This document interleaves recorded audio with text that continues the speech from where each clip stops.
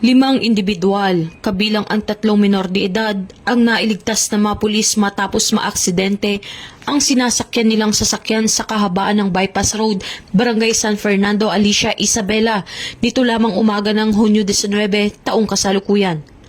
Batay sa ulat, bandang alas 7:30 ng umaga nang mapansin ng isang pulis na papasok sa kanyang tungkulin ang isang sasakyang nawala ng kontrol at tumilapon sa gitna ng kabukiran.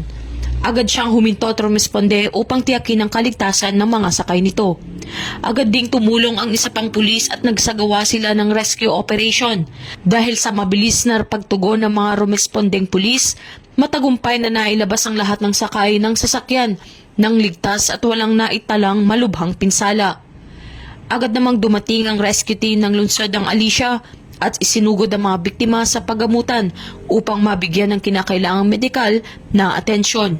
Ayon sa paunang investigasyon, nawalan umano ng kontrol ang sasakyan habang binabaybay ang naturang kalsada dahilan upang ito ay dumiretso sa kabukiran.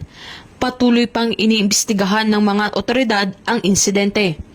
Pinuri naman ng pamunuan ng Jones Police Station ang ipinakitang katapangan, dedikasyon at malasakit ng mga rumesponding pulis na agad tumulong upang mailigtas ang mga biktima.